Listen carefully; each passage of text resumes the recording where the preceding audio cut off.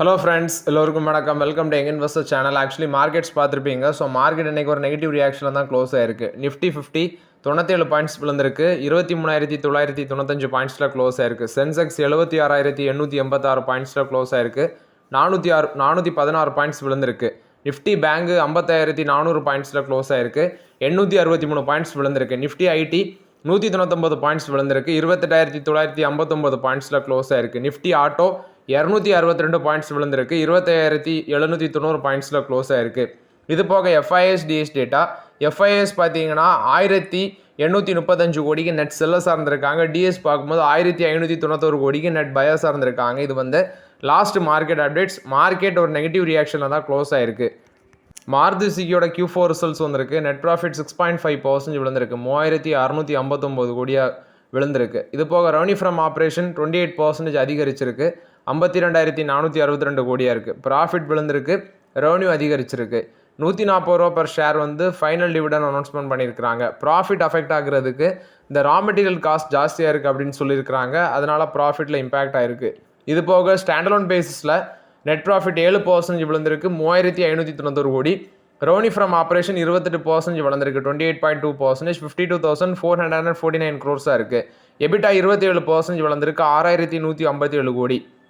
Margin வந்து ஸ்டேபிளாக இருக்குது. 11.7% இருக்குது. பட் சேம் பீரியட் லாஸ்ட் இயரில் 11.8% இருந்தது. இப்போ 11.7% இருக்குது. Highest ever quarterly sales volume 6,76,209 units விற்றுருக்காங்க. எக்ஸ்போர்ட் க்ரோத்தும் ஸ்ட்ராங்காக இருக்குது. இந்த குவார்ட்டரில் 50,000 மார்க்கை வந்து ரீச் பண்ணியிருக்கு. ஃபஸ்ட் டைம் எக்ஸ்போர்ட் 50,000 மார்க்கை ரீச் பண்ணியிருக்கு.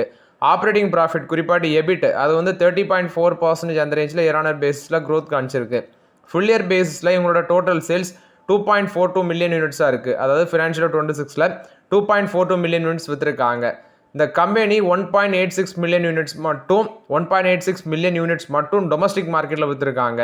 அது போக ஒரிஜினல் எக்யூப்மெண்ட் மேனுஃபேக்சர் அந்த OEM செக்மெண்ட்டில் 0.11 மில்லியன் யூனிட் சேல்ஸ் நடந்திருக்கு. எக்ஸ்போர்ட்டில் 0.45 மில்லியன் யூனிட்ஸ் சேல்ஸ் பண்ணியிருக்கிறாங்க. அது மட்டும் இல்லாமல் இந்த வருஷம் தான் EV வெஹிக்கிள்ஸை லான்ச் பண்ணாங்க. விட்டாரால் 15.99 லேக்லேருந்து 20 லேக் அந்த ரேஞ்சில் எக்ஸ்ஷோரூம் ப்ரைஸ் வச்சு லான்ச் பண்ணாங்க. அது மட்டும் இல்லாமல் இவங்களோட சில மாடல்ஸ் எல்லாமே சேல்ஸ் நல்லா இன்க்ரீஸ் ஆகிருக்கு. இந்த sedan, hatchback and utility vehicle செக்மெண்ட்டில் ஆனுவல் சேல்ஸ் 0.15 மில்லியன் யூனிட்ஸை கிராஸ் பண்ணியிருக்கு. 0.15 மில்லியன் யூனிட்ஸை கிராஸ் பண்ணியிருக்கு. ஒரு 7 models Dzire sedan, Ertiga MPV, சுவிட்ச் hatchback, Wagon R hatchback, Brezza SUV, Baleno hatchback, Fronx SUV இந்த கார்லாம் சேர்த்து ஃபினான்ஷியல் 26ல் நல்லாவே சேல்ஸ் ஆகிருக்கு. இந்த 7 மாடல்ஸில் இதில் இந்த டிசைர் செடன் மட்டுமே பெஸ்ட் செல்லிங் காராக இருக்குது இந்தியாவில். ஃபினான்ஷியல் 26ல் 0.23 மில்லியன் யூனிட் சேல்ஸ் ஆகிருக்குன்னு சொல்லியிருக்கிறாங்க. ஸ்டாக்கோட ப்ரைஸ் 12,890 ரூபாவில் இருக்குது. 12,890 ரூபாவில் இருக்குது. ரொம்பவே எக்ஸ்பென்சிவ். இப்போதைக்கு கை வைக்க முடியாது. இது மாருதி சுசுகி கொடுத்த ரிசல்ட்ஸ் அப்டேட்டு. நல்ல ஒரு டிவிடன் வந்திருக்கு. வாங்கி பேக்கெட்டுக்கு போட்டுக்கோங்க. நெக்ஸ்ட் ஆரிஸ் லிமிடெடோட ரிசல்ட்ஸ் வந்திருக்கு. ப்ராஃபிட் 22% காலி இந்த குவார்ட்டரில். 3,375 கோடியாக இருக்குது. ரெவன்யூ ஃப்ரம் ஆப்ரேஷன் 14,564 கோடியாக இருக்குது. அதுவும் 5% விழுந்திருக்கு. சீக்வன்ஷியல் பேசிஸில் ப்ராஃபிட் 17% ட்ராப் ஆகிருக்கு. ரெவன்யூ 3% ட்ராப் ஆகிருக்கு. ₹1.55 டிவிடன் அனௌன்ஸ்மெண்ட் பண்ணியிருக்கிறாங்க. பட் அது ஷேர் ஹோல்டர்ஸ் அப்ரூவலுக்கு அப்புறம் அந்த டிவிடன் பார்த்தீங்கன்னா உங்களுக்கு பேமெண்ட் ஆக சான்ஸ் இருக்குது. இன்ட்ரெஸ்ட் இன்கம் 14,119 கோடியாக இருக்குது. இது பார்த்தீங்கன்னா இயர் பேசிஸ்லேயும் கம்மியாக இருக்குது. குவார்டர் பேஸ்லேயும் கம்மியாக இருக்குது. எக்ஸ்பென்சஸ் வளர்ந்துருக்கு. 10,169 கோடியாக இருக்குன்னு சொல்லியிருக்கிறாங்க. இது குவார்டர் பேஸில் இன்க்ரீஸ் ஆயிருக்கு. ப்ளஸ் சீக்வன்ஷியல் பேசிஸ் இயர் பேசிஸில் இன்க்ரீஸ் ஆயிருக்கு. Total loan asset 5.83 lakh crore இருக்குது. ஸோ இது ஆரிஸ் லிமிடெட் போஸ்ட் பண்ண ரிசல்ட்ஸ் அப்டேட். ரிசல்ட்ஸ் கொஞ்சம் டவுன் ஆயிருக்கு. நல்ல ஒரு டிவிடன் அனௌன்ஸ்மெண்ட் பண்ணியிருக்கிறாங்க. ஸ்டாக் ப்ரைஸ் மேபி இன்னும் கிராஷ் ஆகும்னு நினைக்கிறேன். மார்க்கெட்டில் 373 ரூபாவில் இருந்துச்சு லாஸ்ட் மார்க்கெட்டில்.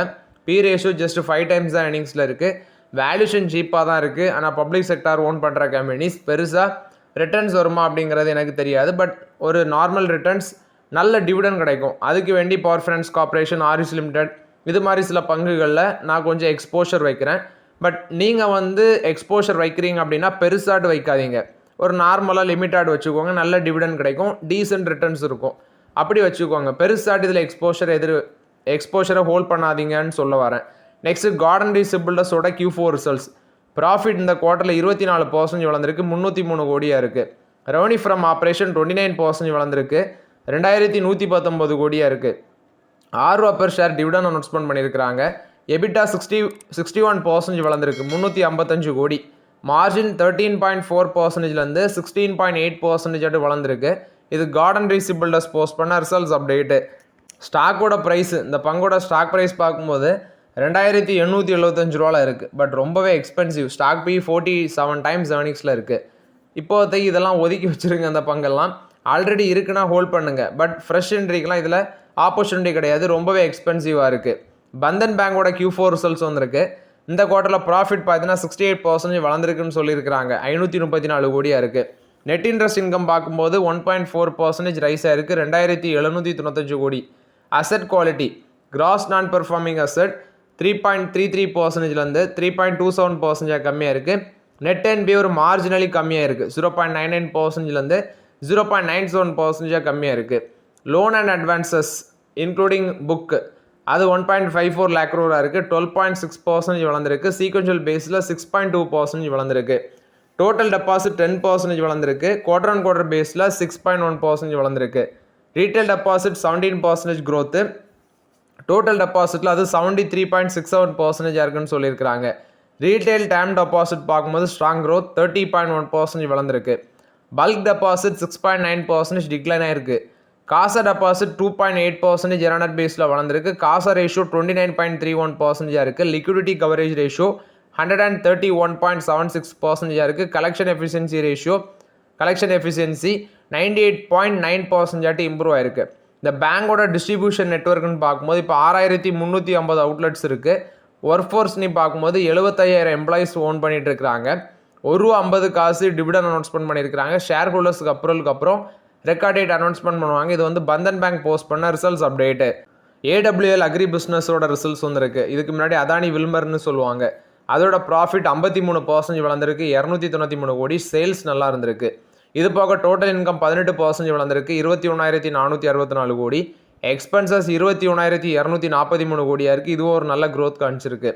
ஃபினான்ஷியல் 26ல் அவங்களோட கன்சாலிடேட்டட் நெட் ப்ராஃபிட் 1044 கோடியாக இருக்குது, 14.75% ட்ராப் ஆயிருக்குன்னு சொல்லியிருக்கிறாங்க ஃபினான்ஷியல் 26ல்.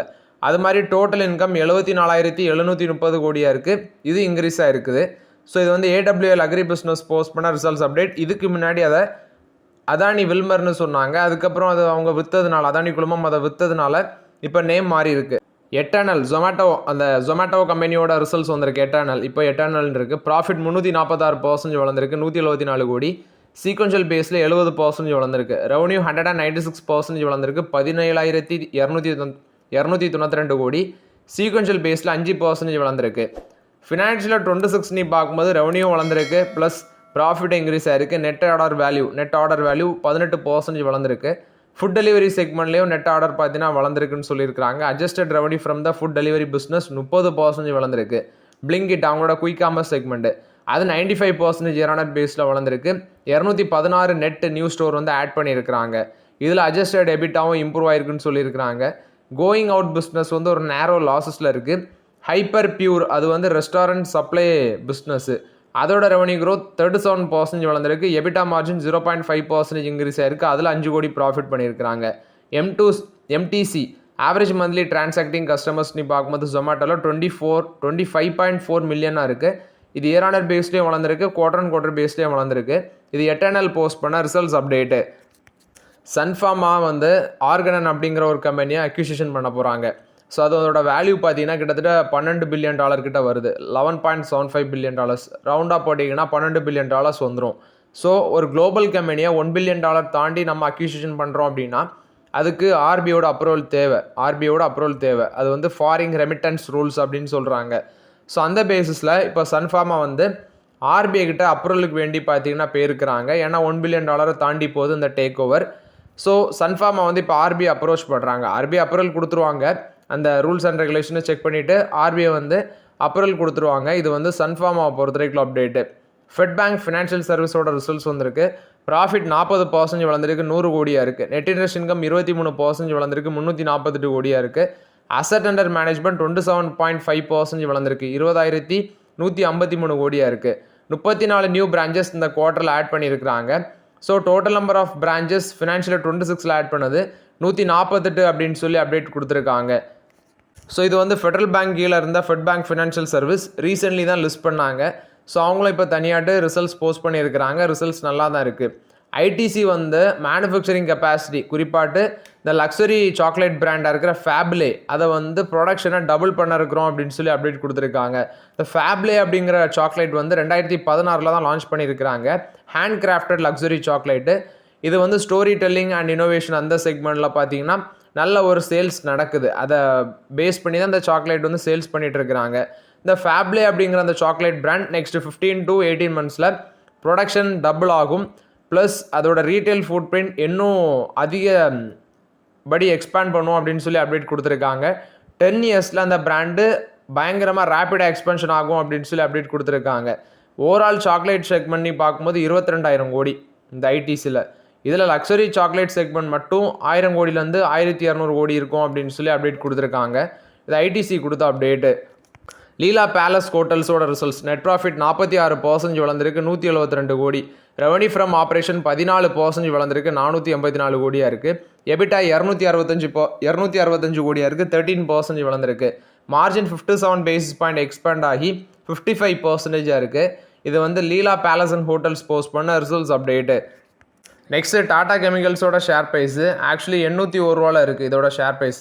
இன்றைக்கி மார்க்கெட்டில் 12% சம்திங் ரேலியாக இருக்குது. கடைசியில் 10% பாசிட்டிவில் க்ளோஸ் ஆகிருக்கு. ஸோ என்ன கேட்டால் அந்த பங்கு பார்த்தீங்கன்னா இப்போ தான் ரீசெண்ட் டேஸில் கொஞ்சம் மேலே போகுது. ஆனால் இப்போ டச் பண்ணலாமா அப்படின்னா டாடா கெமிக்கல்ஸை இப்போ டச் பண்ணலாமா அப்படின்னா எனக்கு வந்து பார்த்தீங்கன்னா நம்பிக்கை இல்லை இந்த பங்குகள் மேலே. ஏன்னா ரீசெண்ட் டேஸில் மேலே போகுது. Q4 ரிசல்ட்ஸ் வேணால் பார்க்கலாம். May 4 வருது. இது இந்த டாடா சன்ஸை லிஸ்ட் பண்ண போகிறாங்க அப்படிங்கிற ஒரு நியூஸ் வந்த பேசிஸில் தான் அந்த பங்கு மேலே போகுது. ஏன்னா வேல்யூ அன்லாக் ஆகும் அப்படிங்கிற ஒரு பேசிஸில் மேலே போகுது.